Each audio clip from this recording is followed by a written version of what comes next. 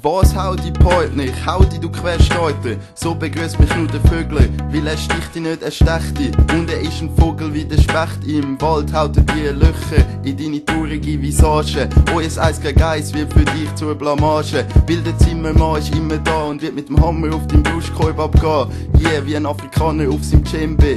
Beim Anblick vom Vögeln tut er dein Grind weh. Wie eine Schneelawine packt er dich Schlawiner am Kragen. Im Vögeln sind die 7 Landplagen in einer Person vereint. Er ist einer, der die Frage nach einem Plattendeal verneint. Gibt ihm an ausgeheimt, das Manager Spermizid vor sich hin. Das geht am Harry und dem Vögel zu weit und zwingt uns zu einem chirurgischen Eingriff. Deine Existenz ist ein biologischer Dreischiss. Ja, es sind viele Fische im Teich, aber der Vögel schnappt sich alle. Du bist erst gerne ein Freier, also nimm dich in Acht vor einem Fischreier und dem Harry mit den haarigen Eiern.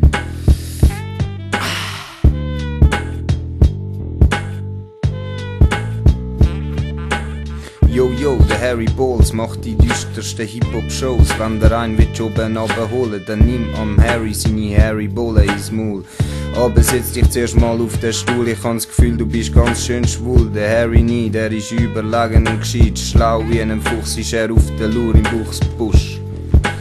Aber nimm dich in Nacht, der Harry ist nicht nur bei Nacht unterwegs, bei Tag päfft's. Er im Perkli, deine Mutter sammelt Essensmärkli zum dich ernähren. Aus finanzieller Sicht hätte sie dich gar nie sollen gebären. Musst du noch mehr zu deinem traurigen Leben erklären? Oder bist du schon bedient? Hast es noch nicht gecheckt, dass deine Mami Blowjobs Geld verdient? Du sagst, du dichtest, aber nur weil der Finger nicht aus dem Arsch nimmst und dich nach dem Arsch von deinem Manager richtest, heisst noch lange nicht, dass du rhymen kannst, wenn du verstehst. Yeah, der Harry Balls und der Vögel machen die grössten Bögen, wenn's vom Albani heim schwanken. Trotzdem sorgen sie dafür, dass ihr abdanken.